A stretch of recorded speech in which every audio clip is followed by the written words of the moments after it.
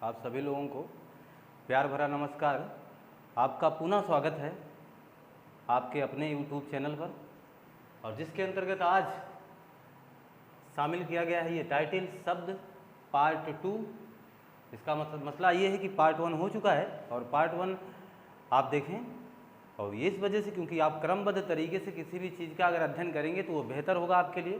तो पहला पार्ट ज़रूर देखें। और अब ये दूसरे पार्ट में हमने शामिल किया है शब्द के पार्ट 2 में शब्द के अन्य प्रकार विभिन्न आयामों में।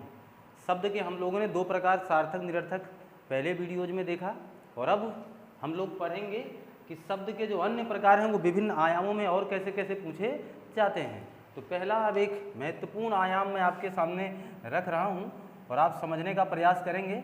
व्युत्पत्ति आबलिक संरचना, आबलिक लगा रहा हूँ इसका मतलब समझ जाइएगा, या की बात हो रही है। व्युत्पत्ति संरचना बनावट के आधार पर शब्द, व्युत्पत्ति संरचना या बनावट के आधार पर शब्द, ये चीज़ समझे जरा। व्युत्पत्ति के आधार पर शब्द कितने प्रकार के होंगे, तो जो जवाब अभी देने वाला हूँ वही उत्तर रहेगा। संरचना के आधार पर कितने प्रकार के शब्द होंगे, तो जो जवाब अभी दूंगा वही उत्तर रहेगा। और बनावट के आधार पर, यानी कहने का मसला हमारा ये है कि ये तीनों का उत्तर एक ही है, तीनों बातें एक हैं। इस बात को आप भली भांति समझें।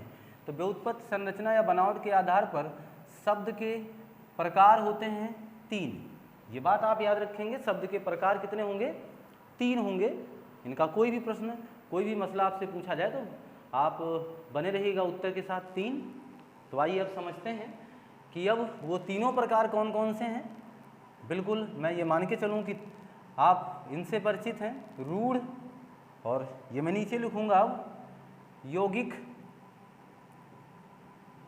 और ये तीसरा जो महत्वपूर्ण पार्ट इसका है वो है योग रूढ़। रूढ़, यौगिक, योग रूढ़, ये 3 महत्वपूर्ण भाग हैं या प्रकार हैं व्युत्पत्ति के, संरचना के या बनावट के आधार पर शब्दों के। समझना जरा, एक महत्वपूर्ण कड़ी से मैं इसको जोड़ करके बगैर उदाहरण दिए आपको समझाने का प्रयास करता हूं, और मुझे विश्वास है कि आप इसे ज़रूर समझ पाएंगे, क्योंकि मुझे इतना ज़रूर यकीन है कि अब आप हमारे वीडियोज़ पूरे मनोवेग से देखते होंगे, और मैं यही अपेक्षा करता हूं आपसे बार बार।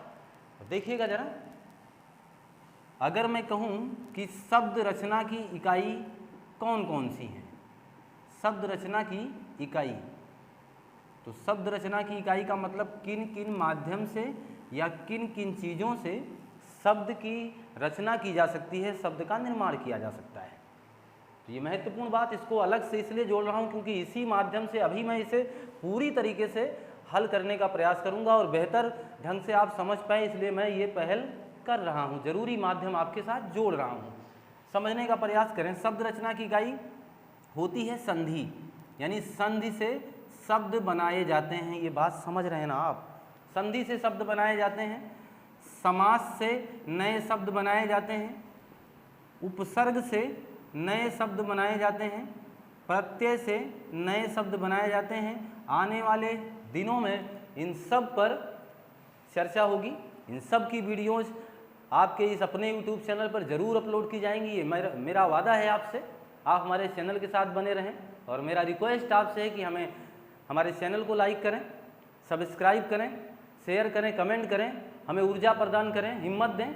ये आपसे आशा विश्वास है, और मेरी शुभकामनाएं आपके साथ है कि आपका ज़रूर अच्छा होगा, भला होगा। मान के चलें ये सारी टॉपिक आपके बहुत ही महत्वपूर्ण है, बहुत ही योगदान करेंगे, बहुत ही अच्छा काम करके देंगी आपके ये भविष्य में। तो संधि, समास, उपसर्ग और प्रत्यय ये शब्द रचना की इकाई है। ये ऐसे ही डायरेक्ट पूछा जा सकता है, निम्न में से कौन शब्द रचना की इकाई है या शब्द रचना की इकाई नहीं है। तो इस बात को जाने रखिएगा, ये शब्द रचना की इकाई है संधि, समास, उपसर्ग और प्रत्यय। शब्द रचना या शब्द निर्माण जिसे कह सकते हैं, ये इकाई है। शब्द परिवर्तन की अलग इकाई होती हैं, उनको पढ़ेंगे हम, लिंग, वचन, काल और कारक। शब्द परिवर्तन की भी 4 इकाई होती है, और शब्द रचना की भी इकाई 4 होती है। ये इसलिए महत्वपूर्ण हो गया क्योंकि हो सकता है कि आपको एग्जाम में बैठने पर संदेह भ्रम पैदा हो, इसलिए एग्जामिनर ऐसा प्रश्न कर लेता है। तो ये 4 चीज़ें हैं, आप इसे याद रखिएगा। संधि का मसला आप जान ही रहे हैं, समास, उपसर्ग, ऐसा कुछ है नहीं कि बहुत अद्भुत या नया नाम होगा। तो ये मान के चलें, ये चीज़ क्लियर है। शब्द रचना की इकाई कितनी? 4। अब जरा ध्यान देना, जिस जगह या ऐसे शब्द जहां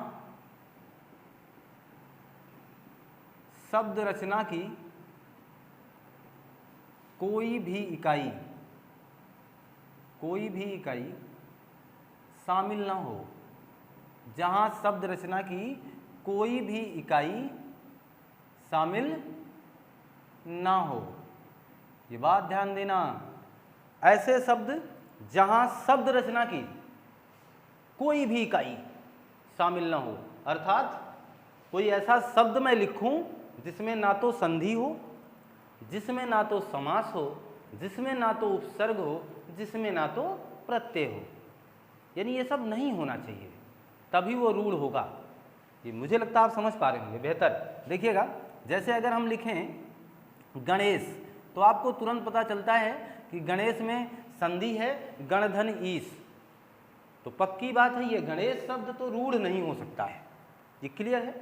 अगर हम लिखें प्रकार, तो आपको तुरंत पता चलेगा कि कार के साथ प्रा उपसर्ग जोड़ा गया है, तो कतई ये रूढ़ नहीं हो सकता है। जैसे आप कहते हैं इतिहासकार, तो इसका मतलब ये कार जो है, ये लास्ट में जो प्रत्यय का प्रयोग किया गया है, हकीकत है ये मसला। अब आपको जरूर समझ में आ रहा होगा कि उपसर्ग होगा, प्रत्यय होगा, संधि होगी, ऐसे तमाम जिन शब्दों में ऐसा गुण होगा, हम उसे रूढ़ तो नहीं बोलने वाले हैं। बात क्लियर होगी ना, हम उसे रूढ़ नहीं बोलेंगे। अब हम उदाहरण रखें या ना रखें, इस बात से कोई मायने नहीं रखता। मुझे विश्वास है कि आप ये समझ पा चुके होंगे, लेकिन फिर भी 1-2 उदाहरण आप लिख सकते हैं। जैसे मैंने लिखा हाथ, जरा बताना क्या इस शब्द में कोई संधि है, क्या इस शब्द में कोई समास है, क्या इस शब्द में कोई उपसर्ग या प्रत्यय जुड़ा है? नहीं ना, इसका मतलब ये रूढ़ है। जैसे हम लिख दें रात, क्या इस शब्द में कुछ जुड़ा है? हमने लिखा कमल, क्या इस शब्द में कोई उपसर्ग, प्रत्यय, कोई संधि, समास है? नहीं है ना, इसका मतलब ये मसला रूढ़ का होगा। और ये बात अगर आपको संधि नहीं आ रही, आपको समास पहचानना नहीं आ रहा, आपको उपसर्ग नहीं आ रहा, आपको प्रत्यय नहीं आ रहा, बिल्कुल घबराने की आवश्यकता नहीं है। ये सारे डाउट आपके अपने इस YouTube चैनल से ज़रूर क्लियर होंगे, ये पूरा विश्वास हमें है, और ये मैं करके दूंगा। आपको किसी भी टॉपिक से कोई शिकायत नहीं रह जाएगी। तो ये ध्यान रखिएगा, हाथ, रात, कमल, ये सारे शब्द ऐसे जो मैं लिख रहा हूँ, ये सब के सब रूढ़ इसलिए हैं क्योंकि इसमें इन चारों में से कोई योग्यता इनके अंदर शामिल नहीं है। हम अगर लिखते हैं महल, कमल लिखा है, महल लिखा है, सड़क लिख दें हम ऐसे, तो ऐसे तमाम शब्द जो आप देख पा रहे हैं, जिनको हमने आपके सामने प्रदर्शित करने का प्रयास किया है, इन तमाम शब्दों में ना तो कहीं पर संधि का जिक्र है, ना तो कहीं समास आया है, ना तो कहीं इनके सामने उपसर्ग है, और ना ही कहीं प्रत्यय है। तो आप 100% क्लियर हो चुके होंगे कि ये नहीं होना चाहिए, वो रूढ़ है। बस यौगिक में देखिएगा ठीक वही मसला, ऐसे शब्द, ये मैं लिख नहीं रहा हूँ, इसको जान जाइए कि ऐसे शब्द जहाँ शब्द रचना की इकाइयाँ शामिल होती हैं, शब्द रचना की इकाइयाँ शामिल होंगी, वहाँ पर शामिल नहीं थी, यहाँ पर ये शब्द रचना की चारों इकाइयाँ क्या होंगी? शामिल होंगी। देखिए मैंने सही का टिक लगा दिया है, ये बात समझ जाएं आप कि ये शब्द रचना की जो चारों इकाई हैं यहाँ पर शामिल होंगी, वो यौगिक होगा। संधि होगा तब भी यौगिक है, समास होगा तब भी यौगिक है, उपसर्ग होगा तब भी यौगिक है, और प्रत्यय लगा है तब भी यौगिक है। जैसे उदाहरण आप समझ सकते हैं, मैं चाहूँगा कि इस चीज़ को हटा दूँ, अभी आपको ये बहुत डिस्टर्ब कर रहा होगा।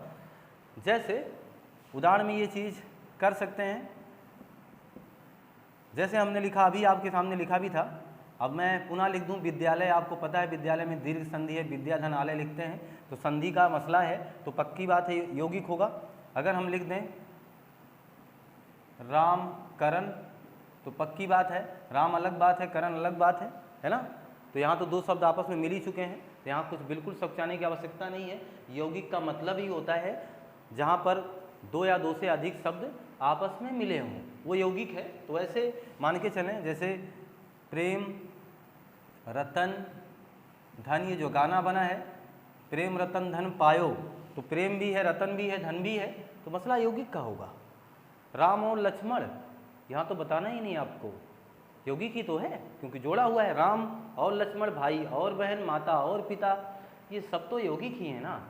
कि यहाँ भी कोई डाउट है आपको? नहीं, यहाँ तो कोई डाउट नहीं होना चाहिए आपको कि जहाँ पर और लग गया, जहाँ पर तथा लगा हुआ है, ये बिल्कुल जाहिर सी बात है कि वो आपस में जोड़े गए हैं। और जहाँ जोड़े गए हैं तो उन्हें यौगिक कहने में हमें और आपको बिल्कुल सकुचाहट नहीं होनी चाहिए, और ना ही है, ना हमें है, ना आपको है। ये मैं मान के चलता हूँ कि आपको भी इस बात का कोई गम या मलाल नहीं होगा और नहीं होना चाहिए, क्योंकि आप बिल्कुल एक अच्छे स्टूडेंट हैं। मैं आप पर पूरी तरीके से विश्वास करता हूँ, ये मान के चलता हूँ कि आप बहुत ही बेहतर करने वाले हैं आने वाले भविष्य में। तो विद्यालय, रामकरण, प्रेम रतन धन, ये सारी चीज़ें जो ये हमने उल्लिखित कर रखा है, वाकई में ये दो दो शब्दों से मिलकर के बने हुए, ये तीन शब्दों से मिलकर के बन गया।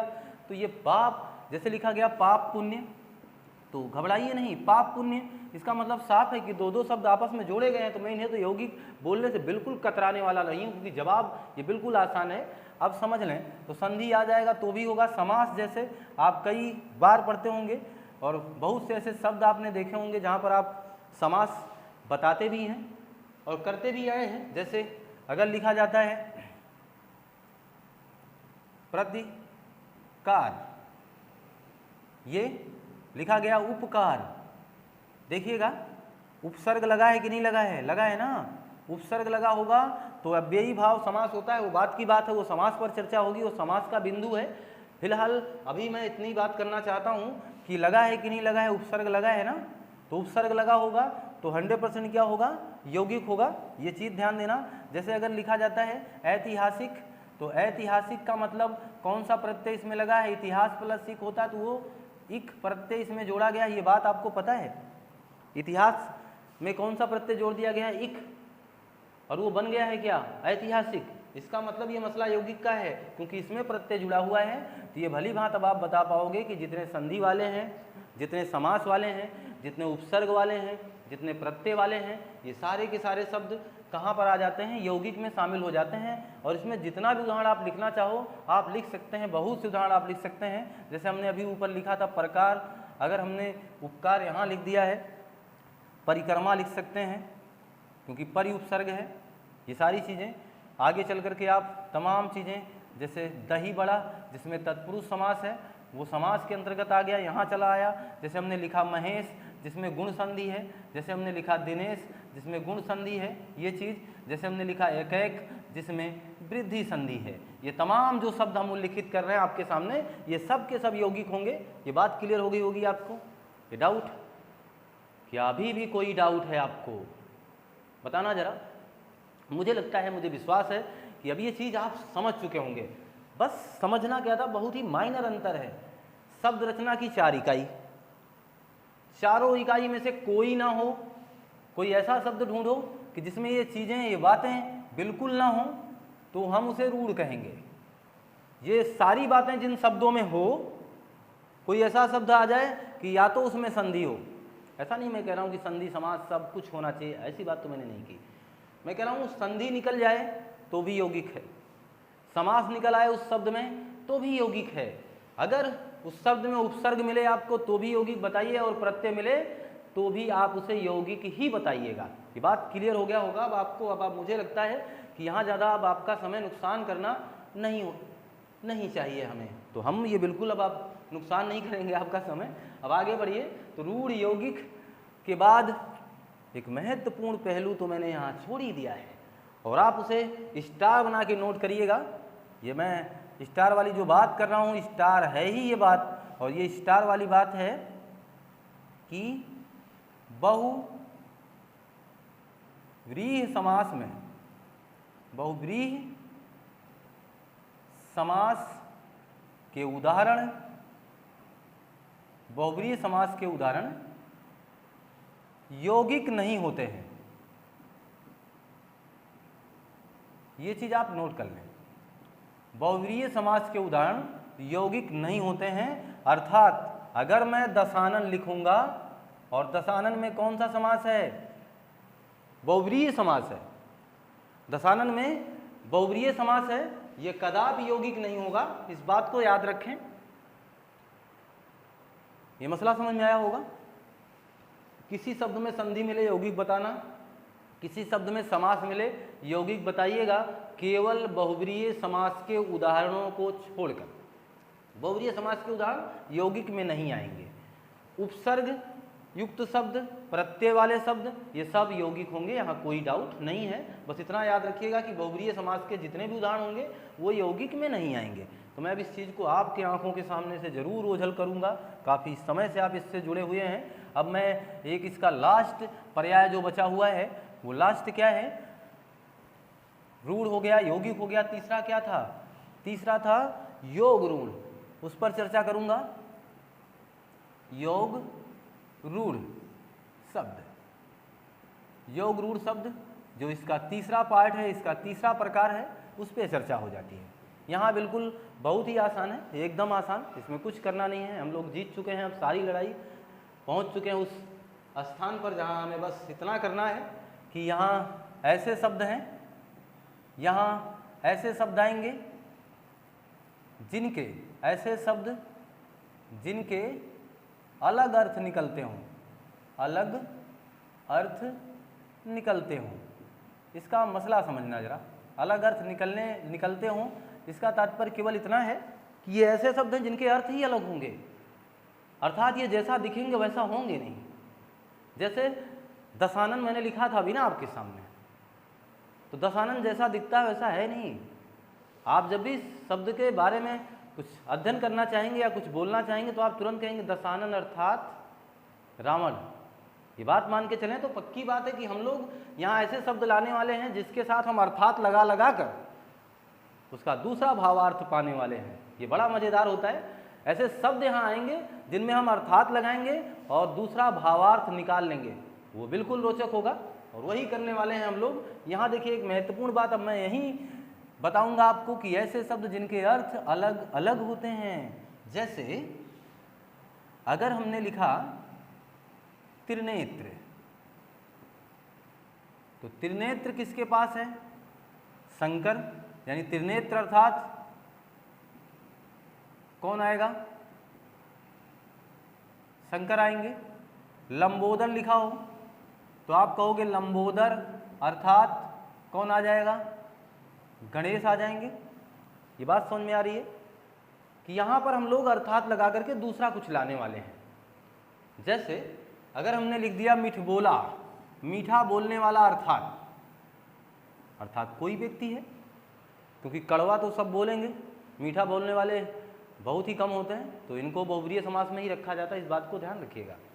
आने वाले समय में मैं आपके ये सारे डाउट को क्लियर करूँगा और एक महत्व अच्छे अच्छे एग्जाम्पल के सहारे आपको समास, संधि, आज तमाम टॉपिकों को क्लियर कराने का प्रयास करूँगा। तो बने रहें हमारे साथ। और ये मान के चलें त्रिनेत्र, लंबोदर, मिठबोला, ये जो है ये चीज़।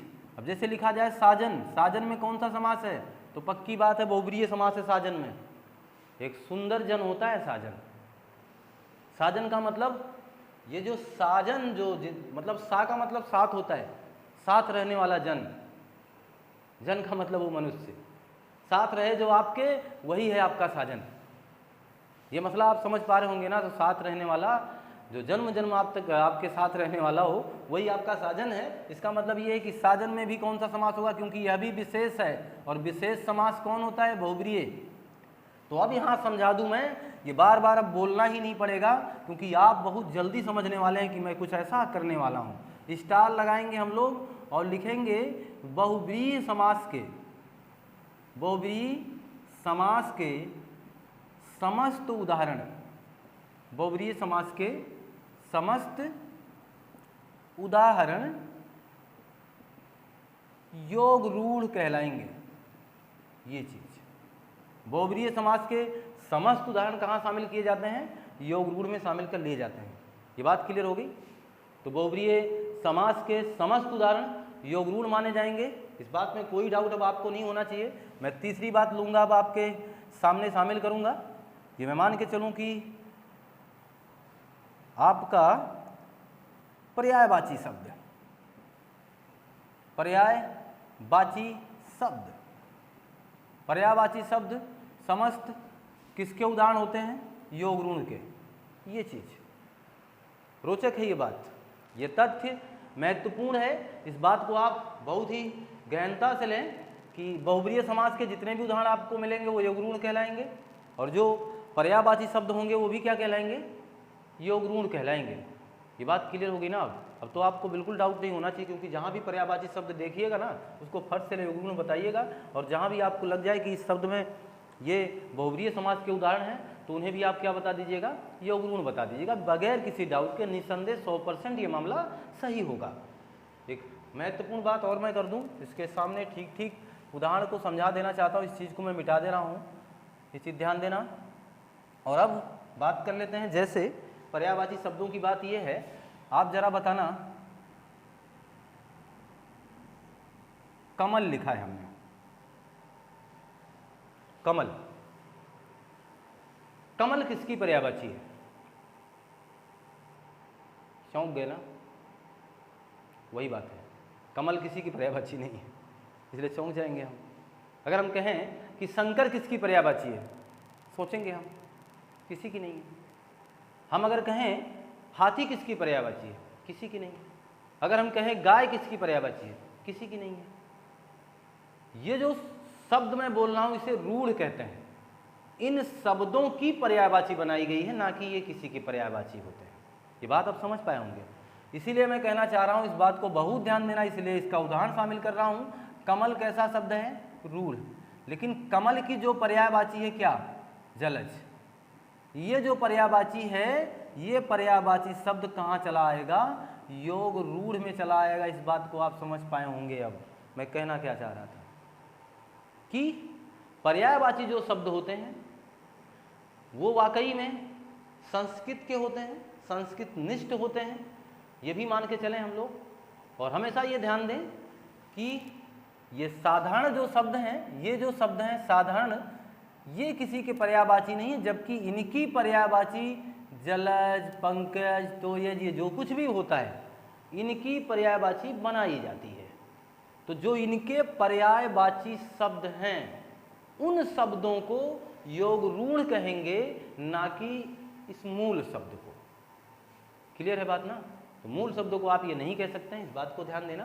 तो मैं मान के चलूँ ये टॉपिक आपको पूरी तरीके से क्लियर हो पाई होगी, तो मैं इसे मिटा देना चाहूँगा अब। और अब मान के चलें कि व्युत्पत्ति, संरचना और बनावट के आधार पर जो शब्द 3 प्रकार का है उसके बारे में हम लोग जान चुके हैं। और अब ये बड़े आराम से इस बात को पहचान पाएंगे कि कौन सा रूढ़ है, कौन सा योग रूढ़ है। और अब एक महत्वपूर्ण हेडिंग आप बना लें, दूसरा, जिसे हम कहेंगे रूपांतर के आधार पर शब्द।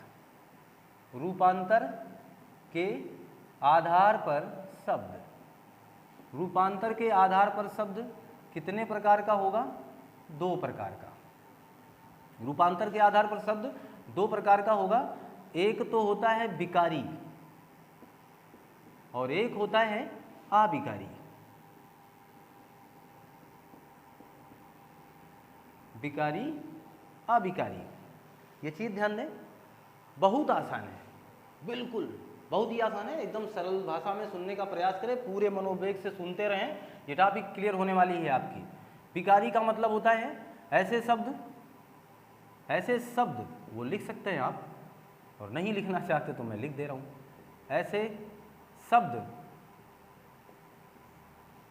जिनमें, पूरा लिख दो, ऐसे शब्द जिनमें लिंग या वचन, देखो क्या लिख रहा हूँ, लिंग, वचन या वचन या काल या कारक के आधार पर परिवर्तन होता है।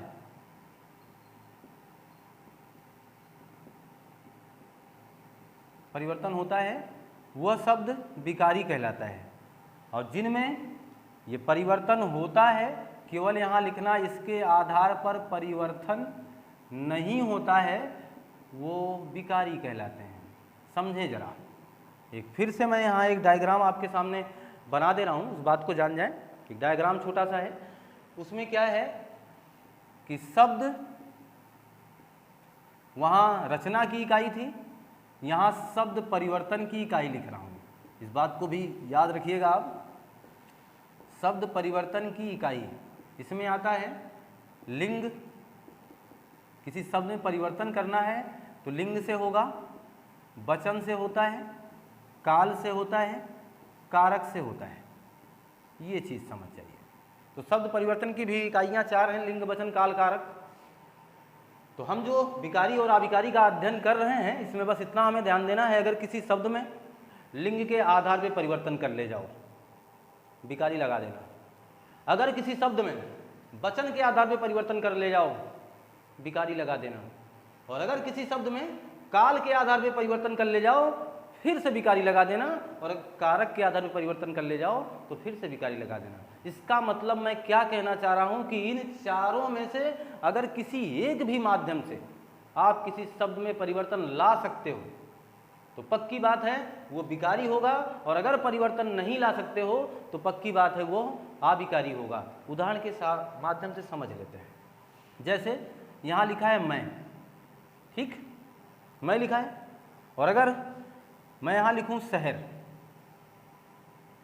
समझना जरा, शहर एक संज्ञा है, मैं एक सर्वनाम है। मैं ये बात आपको बता देना चाहता हूँ इसलिए जिससे आप ये जान पाएँ। सर्वनाम है और ये एक संज्ञा है। देखिएगा, इस शब्द का अगर लिंग परिवर्तन करेंगे तो हो जाएगा। जैसे मैं खाता हूँ, अभी तो मैं पुल्लिंग है, मैं खाती हूँ और अब मैं स्त्रीलिंग है। ये बात समझ पाए ना? इसका मतलब ये हुआ कि हमारी वीडियो देख रहे जो पुरुष हैं, पुरुष अभ्यर्थी जो हैं, वो अगर अपने आप को संबोधित करेंगे तो मैं उनके लिए पुल्लिंग होगा, और वही जब वो महिला अपने लिए संबोधित करेगी तो वो स्त्रीलिंग होगा। इसका मतलब हुआ इस शब्द में लिंग परिवर्तन हो जाएगा, और जब हो जाएगा तो हो जाएगा क्या? विकारी। ये बात क्लियर हो गई? तो हो जाएगा तो हो जाने दीजिए, और वो है विकारी शब्द। तो लिंग परिवर्तन तो विकारी। शहर का कुछ ना कर पाओ तो मुझे लगता है कि इसका बहुवचन बना देंगे हम, शहर का शहरों कर सकते हैं, यानी शहर शहरों, तो इसका बहुवचन संभव है, यानी इसमें परिवर्तन मैं वचन के आधार पर कर लूँगा। मान लो मैं इसका लिंग नहीं बदल सकता हूँ तो वचन तो बदल सकता हूँ ना, तो वचन मैंने बदल दिया तो पक्की बात है मैं अब इसे कहने वाला हूँ विकारी शब्द। ये क्लियर है? क्लियर है कि नहीं क्लियर है? जैसे अगर आपने लिखा है राम, कर्ता कारक है, देखो राम एक संज्ञा है, और मैं इसका ना लिंग बदल पा रहा हूँ ना इसका वचन बदल पा रहा हूँ। जैसे भाई राम है, वो पुल्लिंग है, मैं उसको स्त्री कैसे बना सकता हूँ? जबरदस्ती तो कोई मसला हमारे साथ जुड़ा नहीं है कि मैं कह दूँ राम खाता है, राम खाती है।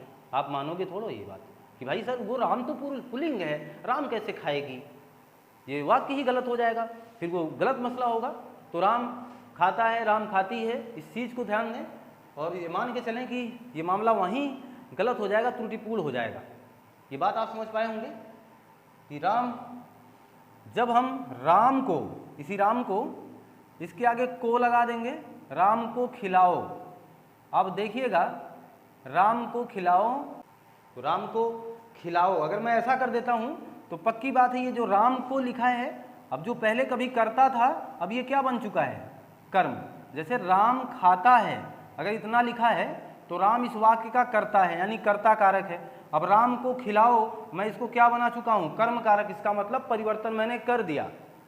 तो हम परिवर्तन अगर कर देंगे तो हम उसे क्या मानेंगे? विकारी शब्द। ये बात क्लियर हो चुकी है। अब वैकल्पिक व्यवस्था आपके एग्जाम में होगी तो आप आराम से इस बात को हल कर पाएंगे जरूर।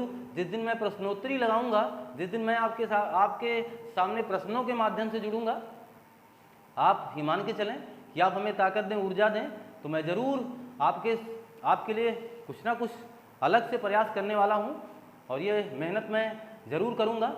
आप केवल हमें उत्साहवर्धन हमारा करते रहें, बस मैं इतना चाहता हूं। और ये मान के चलें कि राम को खिलाओ, राम खाता है, ये करता है, ये कर्म है, परिवर्तन संभव था, इसलिए मैंने इसे विकारी बता दिया है।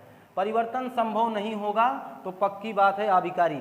उदाहरण देख लीजिए, अगर मैं लिखा हूँ आगे पीछे, ये जो लिखा है इधर उधर लिख दें, इधर उधर भीतर, ये। क्या आप इन शब्दों में परिवर्तन कर पाओगे? आगे का लिंग बदल लोगे क्या? जैसे वह आगे जाएगा और एक लड़की कहेगी वह आगे जाएगी, तो दोनों जगह आगे आगे ही लिखा जाएगा, उसमें कोई परिवर्तन संभव नहीं हो पाएगा। पीछे, इधर उधर, भीतर, ऊपर, नीचे, दाएं बाएं, सामने, पीछे, ये सब, इनमें आप कोई परिवर्तन नहीं कर पाएंगे, कोई परिवर्तन संभव ही नहीं है। अतः हम लोग इसे अविकारी शब्द मान लेंगे। ये बात क्लियर है? मैं ये मान के चलूं कि विकारी शब्दों का जो मसला था ये आप जान पाए होंगे, अविकारी शब्दों का जो मसला है यह भी आप समझ पा रहे होंगे। शब्द परिवर्तन की इकाई की जो हमने बताई 4, अगर ये इकाइयों का कोई भी फार्मूला यहाँ सेट बैठ जाएगा तो आप विकारी बता दीजिएगा, और जिन शब्दों में इनका कोई लेना देना नहीं होगा उन्हें आप अविकारी बता दीजिएगा। इतना तो आप कर ही पाएंगे। मैं चाहता हूँ कि ये चीज़ थोड़ा सा मैं मिटाई दूँ आपके सामने, इसके कुछ महत्वपूर्ण प्रकार इसी वक्त लिख देता हूँ। विकारी शब्द 4 प्रकार के हैं और अविकारी शब्द भी 4 प्रकार के हैं। इसमें पहला है संज्ञा, दूसरा है सर्वनाम, तीसरा है विशेषण और चौथा है क्रिया। आगामी जो कक्षा है एकदम क्रम से आने वाली है और इसीलिए मैं कह रहा हूं कि क्रमबद्ध तरीके से हमसे जुड़े रहें। अब आगामी जो कक्षा होगी वो संज्ञा पर होगी, सर्वनाम पर होगी, फिर विशेषण पर, फिर क्रिया पे। ये मान के चलें एकदम क्रमबद्ध तरीके से हिंदी का संपूर्ण व्याकरण आपको इस अपने चैनल से जरूर मिलने वाला है। आप निश्चिंत होकर के पूरे मनोवेग से हमसे जुड़े रहें। ये मैं बार बार इसलिए कह रहा हूँ क्योंकि मुझे आपकी ही ताकत मिलनी चाहिए, मुझे आपकी ही ऊर्जा ये सब करने के लिए हिम्मत देगी। इसके भी 4 प्रकार हैं। इसका 4 प्रकार क्या है? क्रिया विशेषण, इसके बाद ठीक जिस दिन विशेषण क्रिया पढ़ लेंगे उसके ठीक बाद हम लोग क्रिया विशेषण पढ़ेंगे। क्रिया विशेषण संबंध बोधक,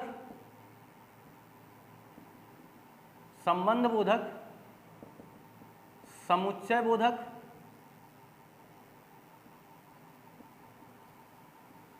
और एक इसका लास्ट प्रकार है विस्मयादि बोधक।